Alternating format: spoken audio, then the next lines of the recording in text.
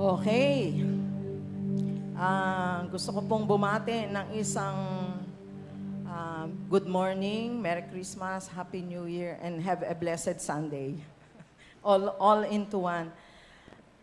Totoo po, no? When we, especially itong mga kapanahunan ng itong week na ito, ayan na, para bang umaarangkada yung preparasyon ng mga tao sa maraming bagay.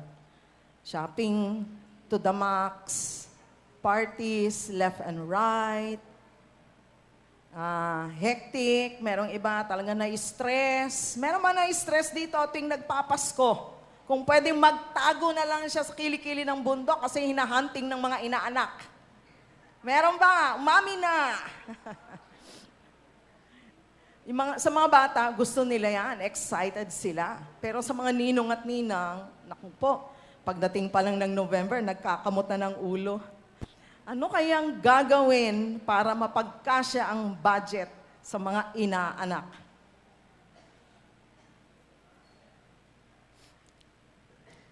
Pero I want us to medyo mag-pause ng konti. At atin pong hayaan na ang salita ng Diyos ay patuloy na, alam mo nyo, maghamon sa atin kung paano talaga natin dapat i-celebrate. Hindi lang ang Pasko, no? Kung hindi the rest of our lives kasi dumating ang Mesya sa buhay natin. Tama po ba? Dumating ang Mesyas, dumating ang Panginoong Jesus. So, marami na po tayong Paskong na-celebrate. So, what is one more Christmas? Every Christmas celebration should really be a celebration, not just party for the sake of party, pero celebration ng katapatan ng Diyos, kabutihan ng Diyos. Hindi ko alam sa inyo dito, pero may mga may mga Christmas carols that help us remember really ano yung essence ng Pasko. Lalo na yung mga lumang English na Christmas carols. Ate Arian, meron akong sinulat. Maaring familiar kayo, pero ako na-appreciate ko talaga itong mga Christmas carols kasi they help us to focus on ano yung essence. Totoo yan, kanta siya, pero nandun yung mensahe ng Pasko at yung dahilan ng unang the first Christmas na naranasan po ng mundo. So yung unang kanta ay Hark the Herald. Sino nakakalam nun? O, taas ang kamay. O, may mga ilan-alan. Yung mga medyo middle age, alam nila. But yung merong verse dyan, sa phrase, Hark the herald angels sing, glory to the newborn King, peace on earth and mercy mild. Take note, God and sinners reconciled. Yung phrase na yon na reconciliation ng sinners at ng tao, yan yung, sa totoo lang, yan ang unang dahilan kung bakit dumating si Baby Jesus. Kasi si baby Jesus, hindi na natiling Baby Jesus. Okay, so there are actually two major events sa history na inaalala ng kabuuan ng Kristyanismo. Ito ay ang kapanganakan ni Jesus at yung kanyang kamatayan.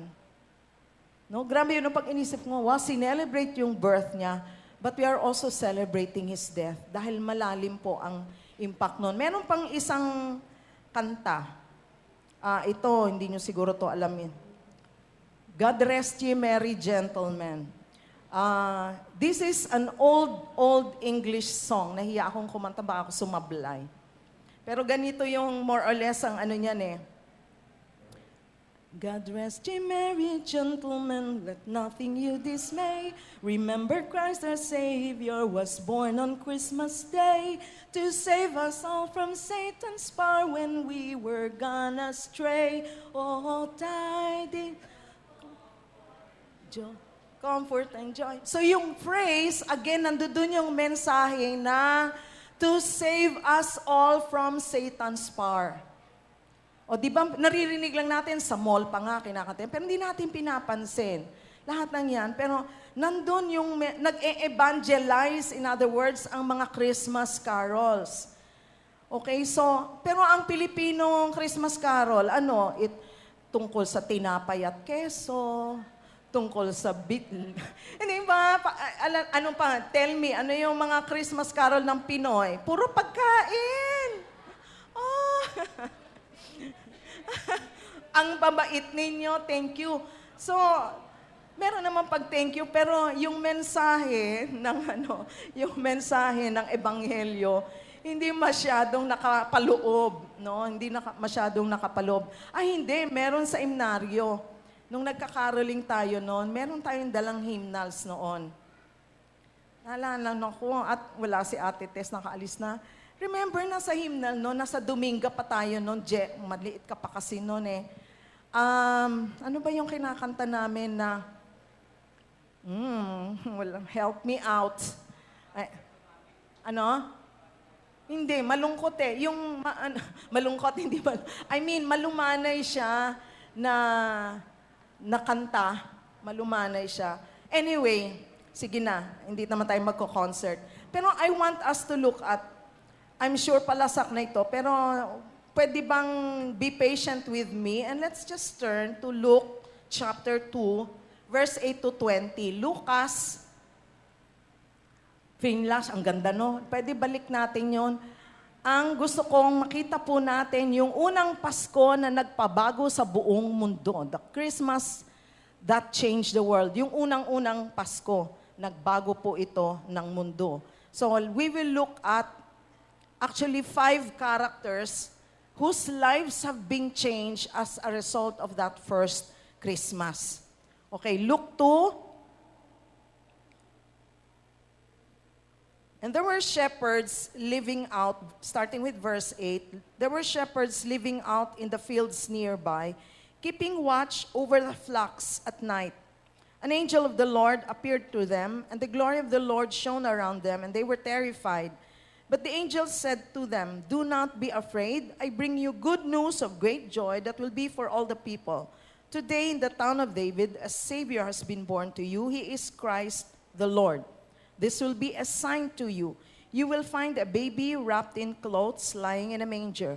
Suddenly, a great company of the heavenly host appeared with the angel, praising God, saying, "Glory to God in the highest, and on earth peace to men on whom his favor rests." When the angels had left them and gone into heaven, the shepherds said to one another, "Let's go to Bethlehem and see this thing that has happened, which the Lord has told us about." So they hurried off and found Mary and Joseph and the baby who was lying in the manger. When they had seen him, they spread the word concerning what had been told them about this child. And all who heard it were amazed at what the shepherds said to them. But Mary treasured all these things in her heart and pondered them in her heart. The shepherds returned, glorifying and praising God for all the things they had heard and seen, which were just as they had been told. So this is just the first, tinignan ko po lahat ng account sa New Testament, sa Gospel account, na meron pong kwento tungkol sa kapastuhan. Pinagsama-sama ko po siya. Ito po yung first na set of passages. But we see, meron pong mga characters na makikita po natin sa mga passages na to, na nung na-encounter nila si Jesus, nung dumating ang baby Jesus sa kanilang buhay, o kahit narinig man lang nila, talagang na-interrupt, na-istorbo ang kanilang mga tahimik na buhay, yung kanilang mga secure na buhay, at nabago sila. Okay, meron pang isang passage. Actually, 5 people, pero meron iba kasi na mas na-highlight yung kanilang mga eksena doon sa unang Pasko. Another one is from Matthew chapter 1, verse 18 to 24.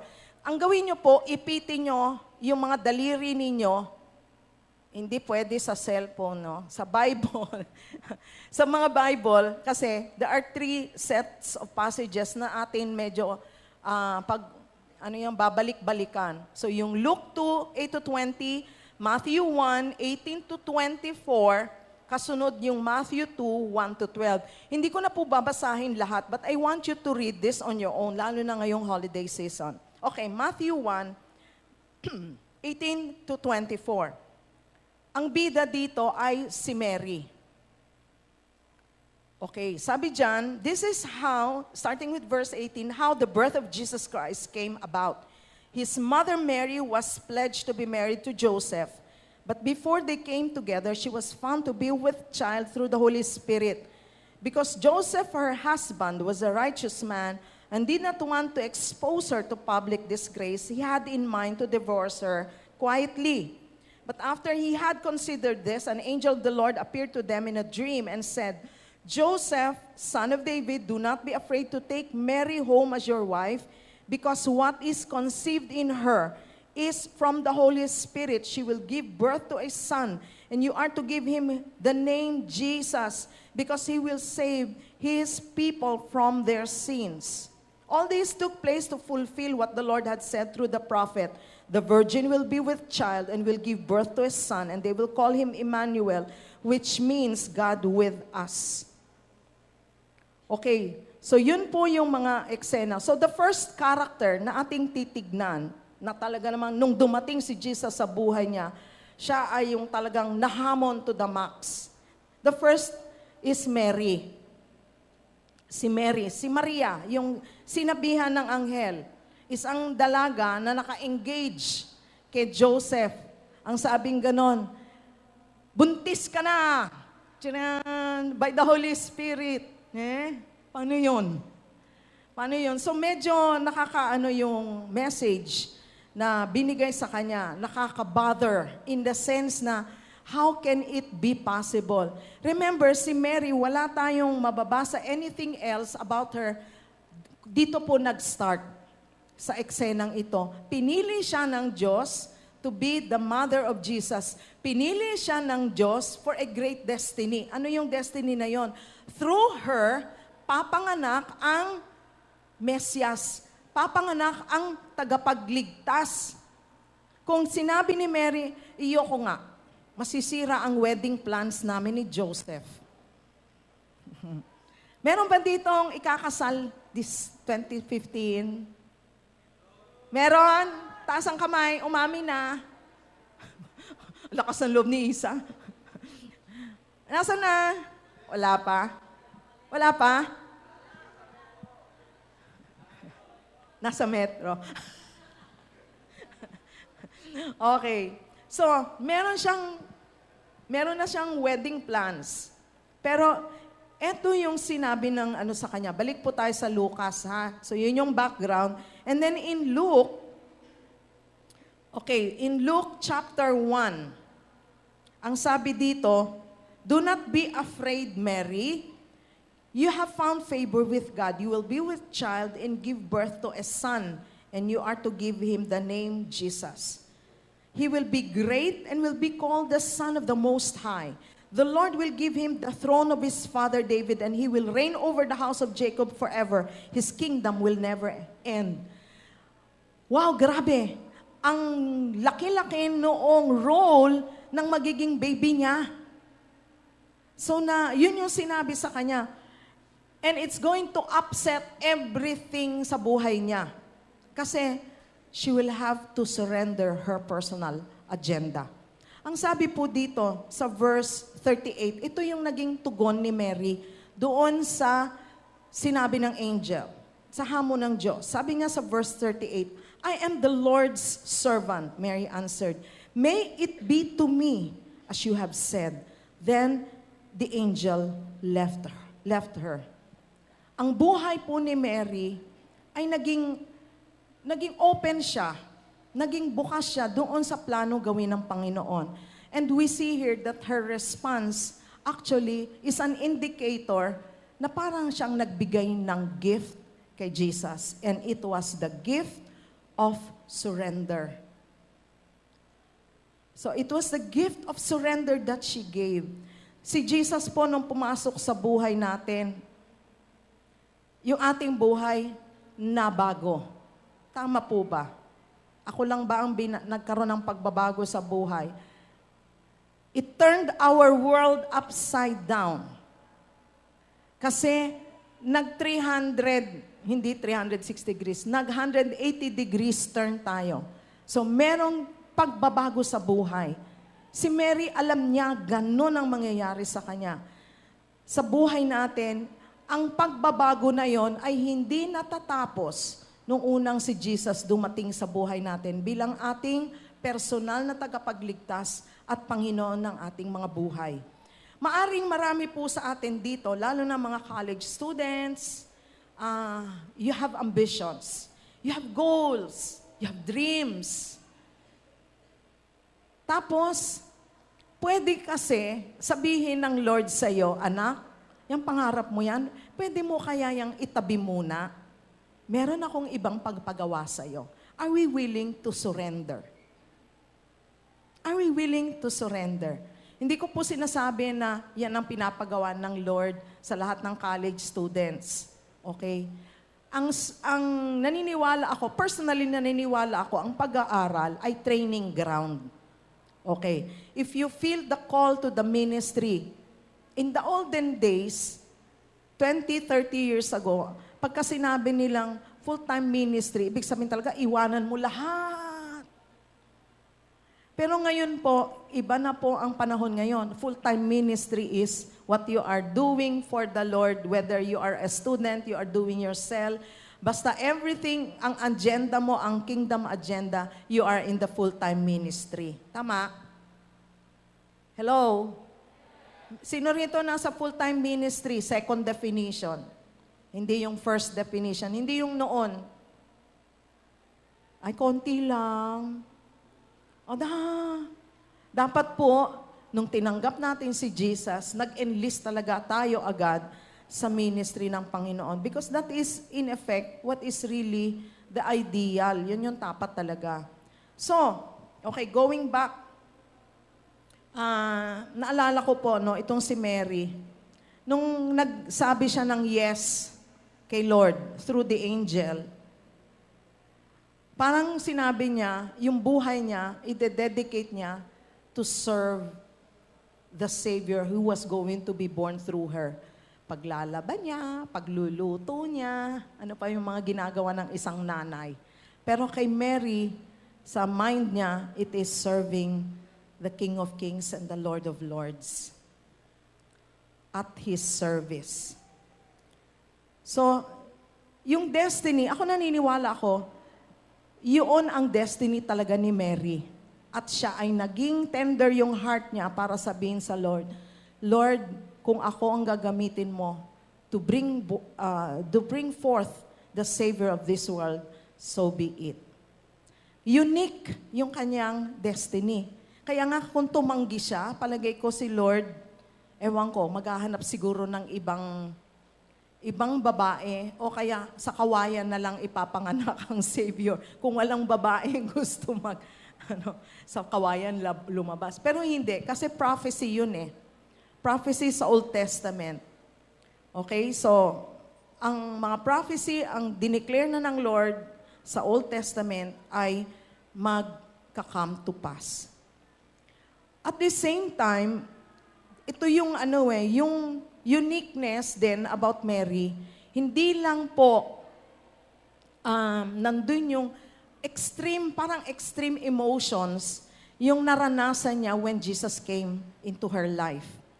Yung joy, nandun yung joy nung pinanganak si Jesus. Nabasa natin sa Luke 2. Yung atmosphere ng joy, yung excitement nandun.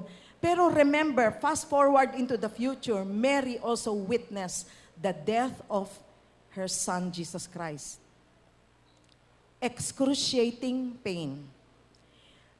Sa isang nanay na dinala mo ang anak mo for 9 months, tapos pinanganak mo, inalagaan mo, binubugaw mo yung lamok kung may lamok, yung langaw kung may langaw, hanggang siya ay lumaki na.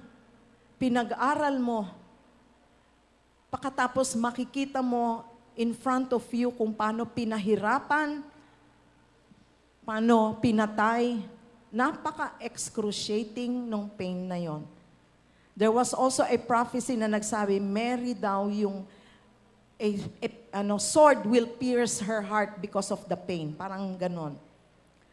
So, pero hindi niya alam yon, pero siya nag-surrender pa rin nonetheless. The gift of surrender. Number 2, merong another character. Without him then, hindi rin mangyayari ang unang Kapaskuhan, si Joseph. Okay. Si Joseph ay isang, anong alam nyo? Anong pagkakilala nyo kay Jose? Carpenter. Okay. Sa ating panahon ngayon, pag sinabing carpenter, parang hindi masyadong sosyal, no? Carpenter. Kung foreman ka, medyo. Pero pag carpenter, ano yan blue collar. Skill yan Hindi ka mo kailangan mag-college graduate. Pero alam nyo, nung panahon nila Jesus, ang carpenter, ibig sabihin, you own your business, you're a businessman. You are not just an employee. So, iba yung konteksto. So, si Jose, ang pamilya niya ay maayos na pamilya, hindi siya pobre. Carpenter, he owns the business. Pero, kahit na siya negosyante, yung profile ni Joseph, makikita natin, laylo lang siya. Hindi siya masyadong lantad na lantad. His name only came up again because of this reason na siya ang magiging stepfather ni Jesus Christ. Alam ba ninyo, when Jesus came into the world, bagamat tiyan ni Maria ang ginamit, walang DNA ni Maria, walang DNA ni Jose kay Jesus. Jesus was nabuntis by the power of the Holy Spirit. So walang DNA. Ewan ko, I cannot explain it, pero that's how I understood it. Because the Holy Spirit is Spirit, wala naman siyang DNA. And anything na gusto niya mangyari, ay pwedeng mangyari. Di ba? Kaya Jesus is God. Oo, man siya kasi nabuhay. Pero palagay ko kung nauso ang CIS noon, pag tinignan mo nga kakaiba at unique ang DNA ni Jesus Christ. So anyway, si Joseph, carpenter, engaged to Mary. Tapos, sabihin na lang natin, kinausap siya ni Mary at sinabi, Jose, buntis ako. Ha? Sabi naman ni Jose, paano nangyari yon? Hindi nga tayo nag-holding hands. Hindi naman tayo nag-holding hands. Pero ang sabi dito, marangal na lalaki si Jose. Ang sabi dito, sa Luke, saan na ba yun yung sinabi na i-divorce na lang daw niya quietly. Bakit divorce? Sa Israel kasi, pag na-engage, you're as good as married. So pag umatras ang isa sa mga parties na ikakasal, divorce ang kailangan na doon. So meron niyang proseso din ng pag-divorce. Kaya lang, kung dadaan si Mary at si Jose sa proseso ng divorce, mabubunyag ang sekreto ni Mary na siya ay buntis. At kapag siya ay mabunyag ang chismis, ang balita, na siya ay buntis at hindi kay Jose, that is considered a crime of adultery. At ang adultery ay binabato until mamatay. Gets nyo yon? Nakita nyo yung dilema ni Mary? Yung dilema, kaya when she said yes to the angel, yes, matindi yung ibig sabihin nun. Matindi yun. Okay, si Jose naman, ito naman si Jose, makikita naman natin, noong sinabi niya, hindi ko na lang ide-divorce ng public si Mary, makita natin yung pagiging matuwid at marangal niyang lalaki. Mahal niya talaga si Mary and did not want to embarrass her, did not want to put her, to expose her to public shame. Ngayon, dahil yung heart niya, he wanted to do what is right, God intervened. Paano nag-intervene ang Lord?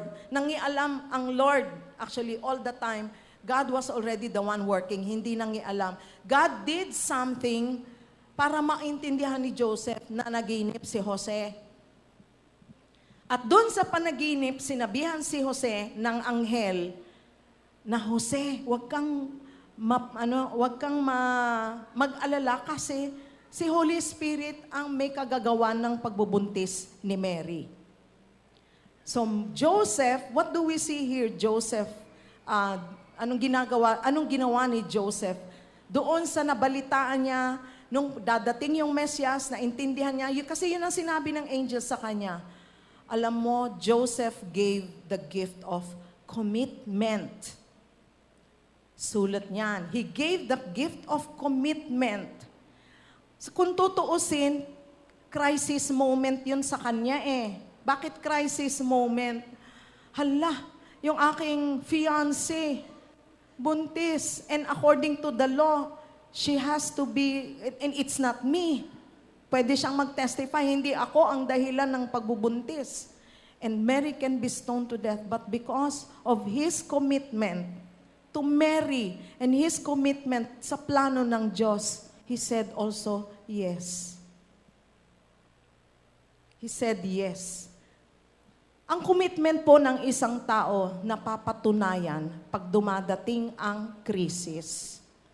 Pag everything's fine, di naman nasusubukan ng commitment, madaling kumanta kay Lord. Lord, I commit my life to you. Madaling mag-commit sa kaibigan pag lagi kayong enjoy. Pero pagka dumadaan na sa mga crisis, struggle, adversity, diyan nasusubukan ang commitment. Nababasa ko dun sa FB yung mga nag-a-attend ng Iraq. Bumagyo, bumaha, matraffic, dumadating. That is commitment. Hallelujah! Pero meron bang mga Iraqers dito? Meron? Sige nga, pumalakpak nga yung mga Iraqers. Ayan. Good job. At medyo tapikin nyo yung pat yourself in the back. Gift of commitment yan. Alagaan nyo yan. Okay, alagaan nyo yan. Okay. So, ano pa yung makikita natin, no? Yung, because of that commitment, makita natin, Joseph, he rose up. Nag-arise si Joseph. Pinangatawanan niya ang pagiging padre de pamilya. Protector, provider. Anong ginawa niya? Noong narinig nila at sinabihan na naman sila ng anghel na may kontrabida na gusto patayin ang mga babies, gumawa ng paraan si Jose, inilikas niya ang kanyang pamilya sa Egypt. Prinotektahan niya ang kanyang pamilya.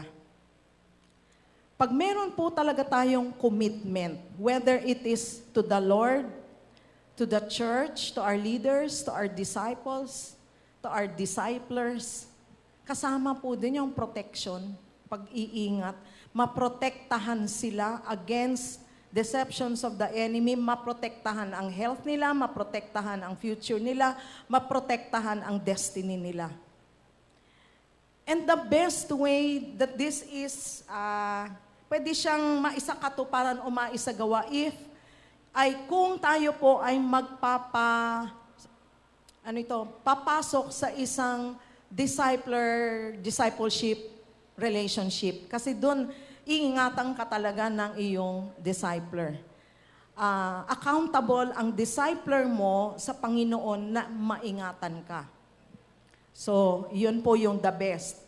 At nakita ko din, maging anuman po yung destiny natin sa Panginoon, pag tayo po ay pumasok sa isang ganong uri ng relationship, discipleship na relationship, it is ensuring that we are prepared to walk to that destiny that God has prepared for us. Okay? Amen? Hindi kayo nag-a-agree na gano'n ang ginagawa ng discipleship? Amen. Number 3, pangatlong characters. Kasi group sila, the shepherds. Okay, dun sa Luke 2, nananahimik lang sila doon. Nag-aalaga ng kanilang pastol. Busy. Quietly, pero busy. Quiet sila, pero busy. Busy nag-aalaga, ginagawa nilang trabaho nila. Na-interrupt din sila, na-istorbo sila, merong nangyari. Nung gabing yon, ang sabi sa Luke, Meron daw umapir na naman na angel, bidang-bidang mga angels dito, no? Christmas story. May umapir na anghel sa harapan ng mga shepherd, mga pastol. At ang sabi sa kanila, huwag kayong matakot. I bring you good news of great joy. So merong magandang balita. O nga naman, nananahimik kayo doon. Never pa kayo sa buhay ninyo nakakita ng anghel. Biglang, dyan, umapir ng ganyan. Nakakasilaw. Bright na bright. O di, sa ano yan? Siguro natakot sila, kaya sinabihan sila, do not be afraid. Sabing ganon, today, in the town of David, a Savior has been born to you. He is Christ the Lord. You will find a baby wrapped in clothes and lying in a manger. Kanina pong umaga, merong 3 nanay dumating, nakarap ang mga baby nila. Si Mami Sheng, si Mami Maylie, sino pa ba yun? Si Mami Dang. Ayan. Alam niyo na ano talaga yung puso ko, ay, nakabalot yung mga baby. Baby. Ang cute-cute ng mga baby. And I just declared, Lord, these babies are blessings. Dumating ang mga baby na to as blessings to these families. Anyway, yun ang sign sa mga pastol. Ang sabi, may baby na kasama ang kanyang mga magulang. At itong baby na ito ay Christ. Pag sinabi kasing Christ, naintindihan nila yon, ibig sabihin po, the Messiah, ang tagapagligtas. The Anointed One. So, dali-dali itong mga shepherds, pumunta sila. Unang-una, ma-appreciate po natin itong mga shepherds na ito. Nung narinig nila yung sinabi ng anghel, they believed. And then after ng believe sila, hinanap nila. Nag-take action sila doon sa narinig nila. And they brought with them, nung nakita nila yung bata, ang kanilang gift of faith. Pananampalataya. Nanampalataya silang totoo yung in-announce ng anghel. Inaksyonan nila nito. Hinanap nila yung bata. Hinanap nila si Jesus. Gift of faith.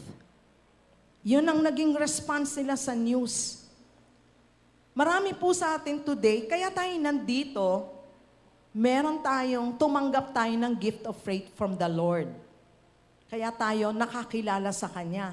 But now, because we are His children, every day ng buhay natin, dapat nagbibigay, we walk in faith. So we give our gift of faith.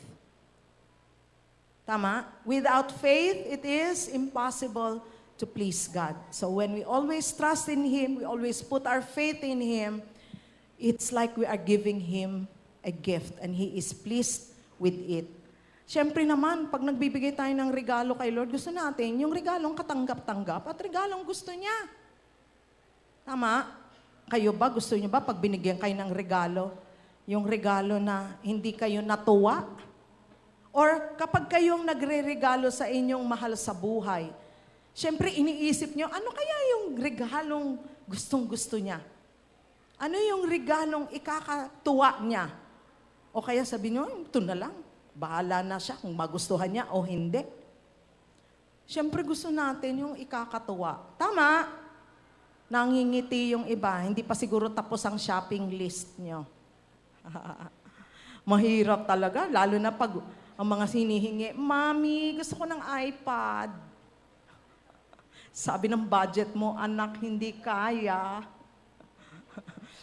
Tama, Ramil? Oo, nako. Ay, nako, talaga naman. Mami, gusto ko ng gift iPhone 6. Oh, sosyal. Kahit buong buhay mo, hindi mo kaya. Compromise ang kailangan. Anak, kailangan reality check. Ayan, no? Okay, number 4. Ay, hindi, ito pa pala, sabi sa Luke 2, verse 17. Okay, after nila nakita yung baby, sabi sa verse 17, when they had seen him, When they had seen him, they spread the word concerning what had been told them about this child. So sila, pinangalat din nila kung ano yung nakita nila. They spread the news. Your faith is always demanding an evidence. Pinagsasabi ba ninyo ang naranasan nyo kay Jesus Christ? Hindi yan sinisikreto. Yan ang isang karanasan nyo na dapat pinangangalandakan ninyo sa buong mundo. Because that is the evidence of your faith. Number 4, meron ding bahagi doon sa Christmas story na nabago din. Ang Magi, ano to sila? Pantas. Mga matatalino. Hindi naman sinabing 3 kings. Magi ang ginamit po sa Biblia. Ibig sabihin po, sila ay mga pantas, matatalino, mga scientists, tumitingin sa position ng mga bituin. So they came a long way from the east to find Jesus. So yun yung pong account ng Matthew chapter 2 verse 1 to 12. So nagpunta sila sa Jerusalem kasi umandar na yung star. Pagdating nila, nagtanong-tanong sila, nag-courtesy call sila kay Herod. Okay. Tapos, ayon sa mga narinig nila, sa prophecy, sa Bethlehem daw. So, nagpunta sila doon, tapos ginaid sila ng star. And they were, ang sabi sa account, they were overjoyed, they bowed down, they worshiped the Lord, they brought gifts fitted for a king. Nagdala sila ng gold, frankincense, and myrrh. Gold is symbolic really of the best that we can give to a king. Yung frankincense, ito daw ay napaka-expensive na pabango.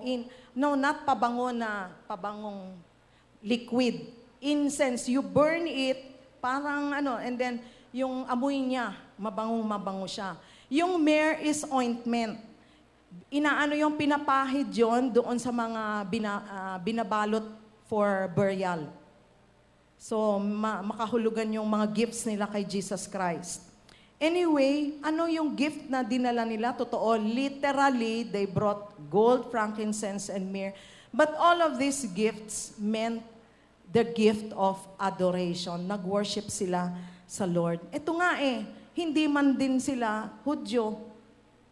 They were from another culture, but they believed the word, they believed the prophecy. They were excited about it. Kahit na pagkalayo ng kanilang binyahe, hinanap talaga nila ang Panginoong Jesus. Nung pumasok si Jesus sa buhay natin, nagkaroon pa tayo ng joy at excitement. And has this caused us to want to worship Him and give Him the best that we can give Him? Hindi man siya gold, frankincense, at myrrh. But everything in our life, pwede natin bang ibigay sa Panginoon? Dahil dumating siya sa buhay natin? Amen ba? Amen. Minsan kasi pag Pasko, ang haba ng shopping list. Ako po, mahaba ang shopping list. Tapos, but there is that danger, baka makalimutan natin yung pagdating yung dahilan, yung reason kung bakit tayo nagsa-celebrate ng Pasko, si Jesus Christ. So, let this season be a season na talagang matutuwa siya ng todo-todo sa atin. Hindi dahil sa mga gifts na hinanda natin, kundi dahil sa puso nating surrendered sa Kanya, 100%, totally committed sa Kanya, nananampalataya ng araw-araw to the max.